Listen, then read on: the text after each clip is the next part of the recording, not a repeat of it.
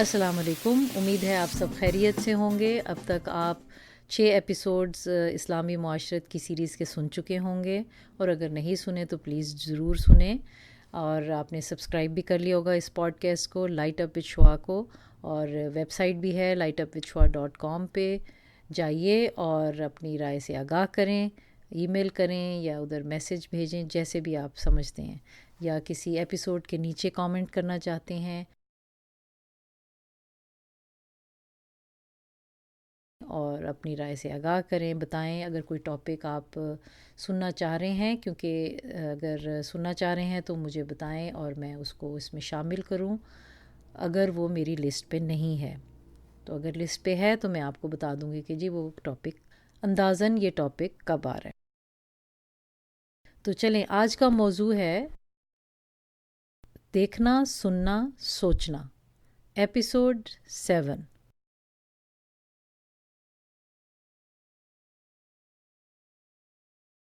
بلا تحقیق بات مت کریں، یہ میری ایڈوائز ہے.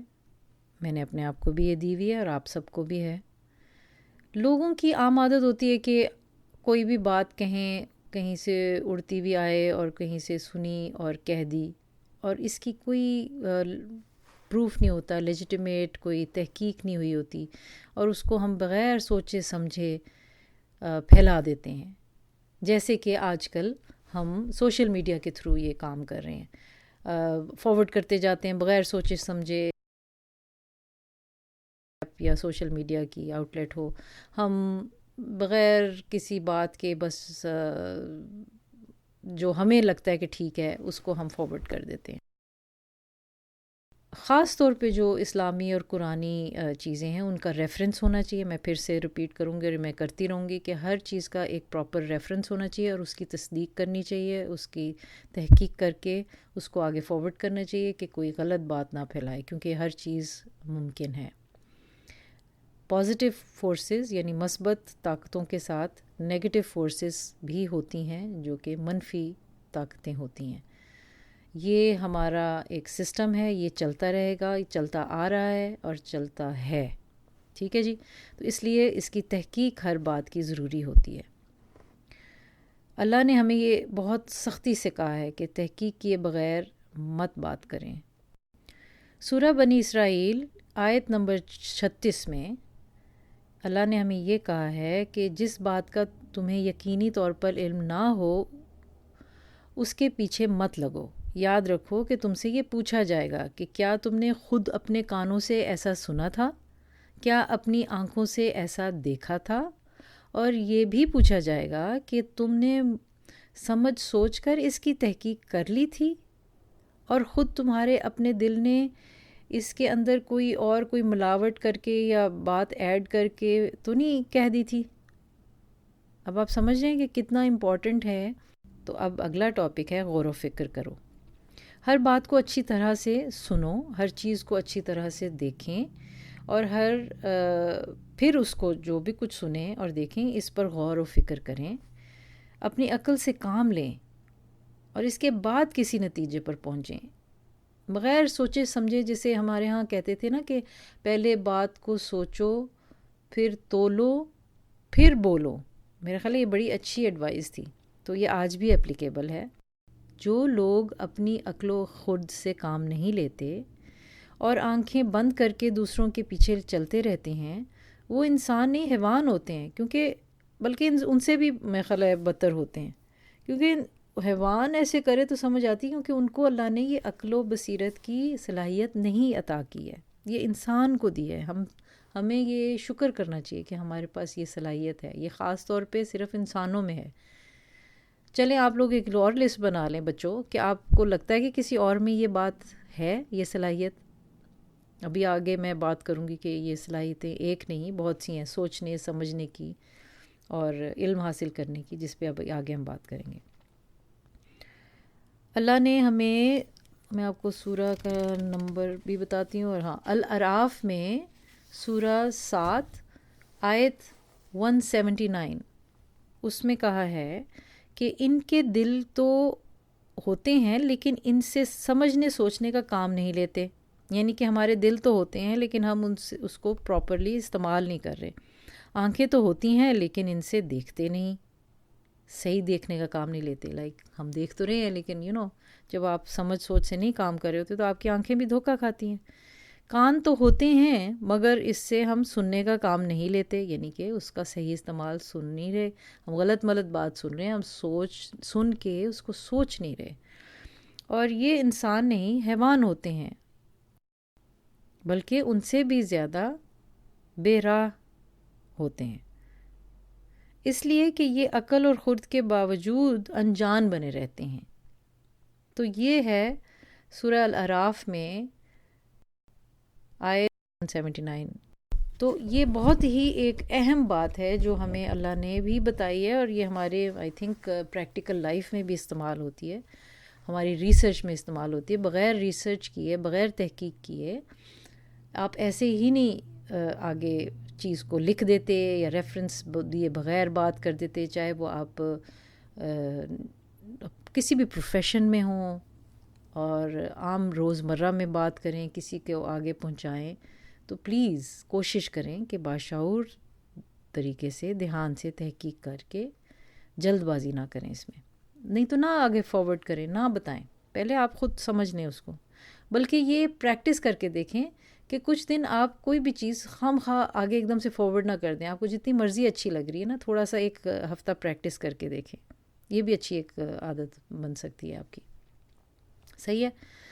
اچھا، عقل کے اندھے، جو لوگ غور و فکر سے کام نہیں لیتے، قرآن کریم نے انہیں اندھا قرار دے دیا ہے اور کہا ہے کہ یہ لوگ کبھی بھی ان کے برابر نہیں ہو سکتے جو عقل و فکر سے کام لیتے ہیں. اب آپ کو سمجھ آ رہی ہے؟ جو عقل کے ساتھ کام لیتے ہیں اور جو عقل کے ساتھ نہیں لیتے وہ برابر نہیں ہو سکتے. یہ بھی اللہ نے ہمیں سورہ 6 میں الانعام میں آیت 50 میں بتایا ہے کہ کیا اندھا اور آنکھوں والا کبھی برابر ہو سکتا ہے؟ کیا تم لوگ اتنا بھی نہیں سوچتے؟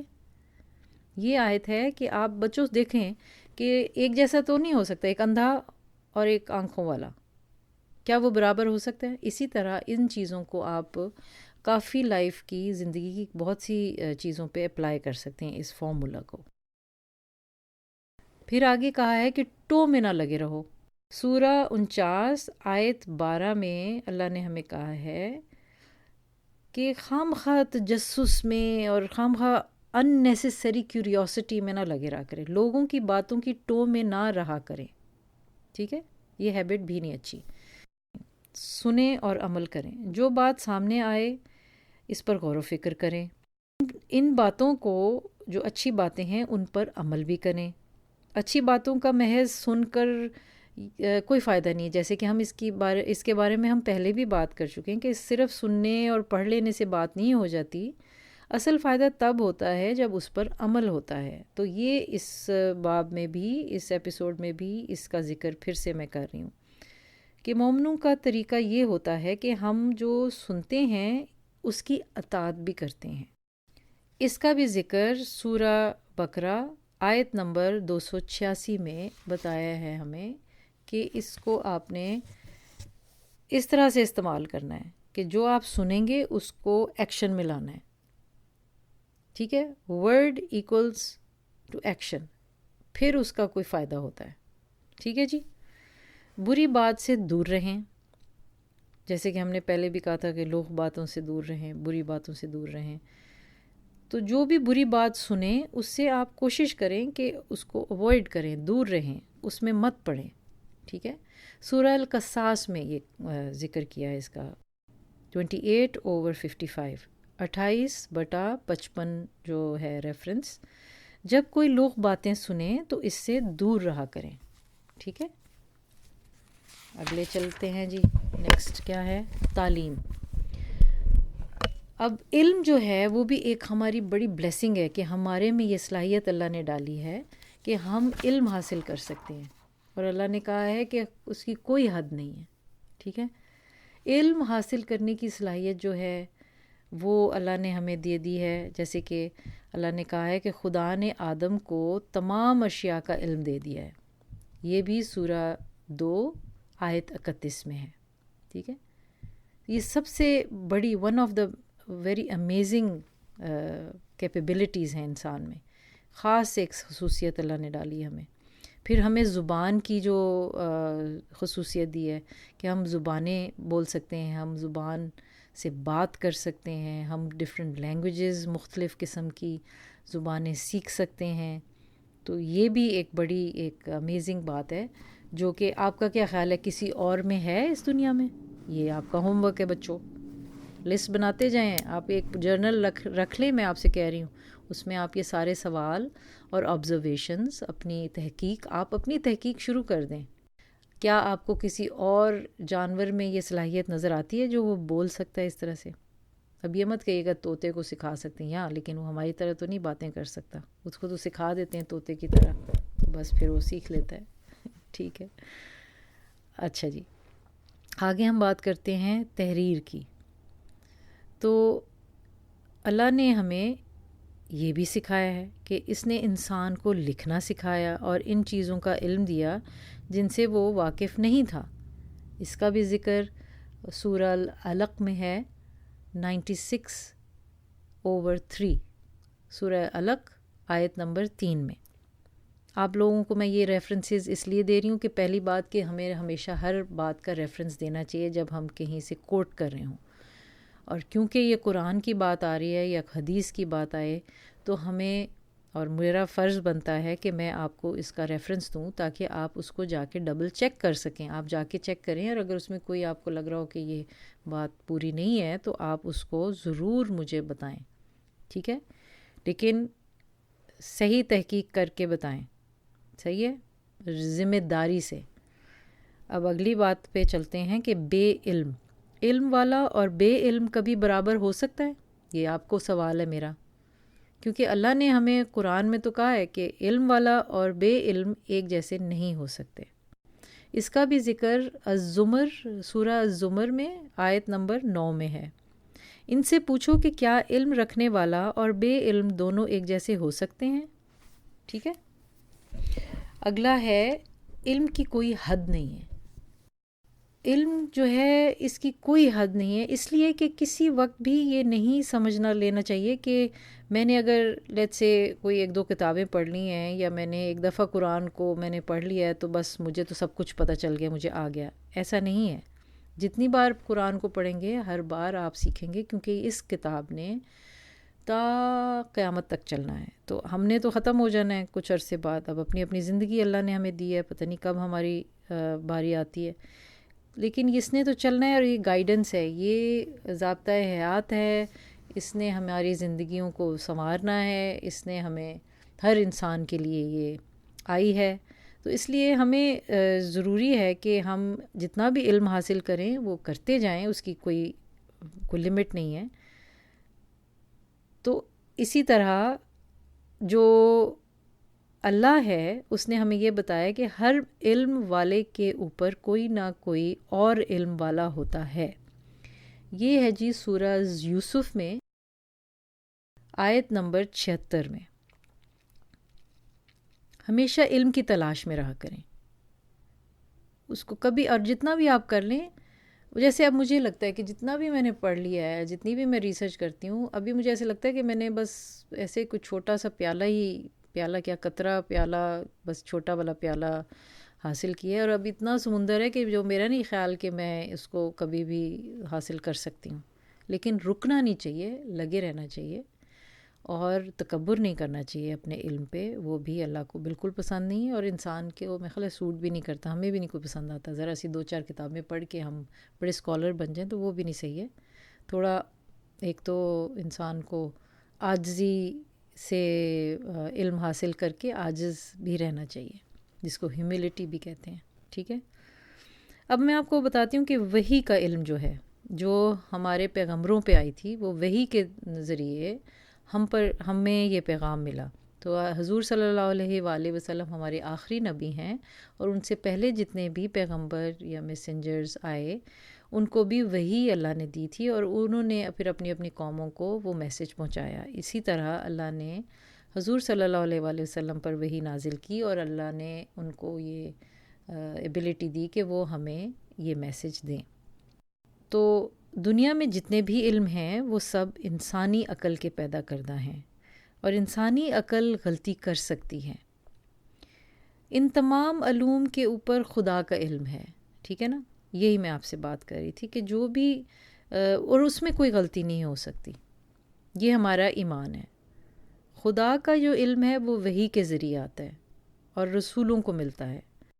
ہمارے رسول کریم صلی اللہ علیہ وسلم کو جو علم خدا کی طرف سے ملا تھا وہ قرآن شریف کے اندر ہے.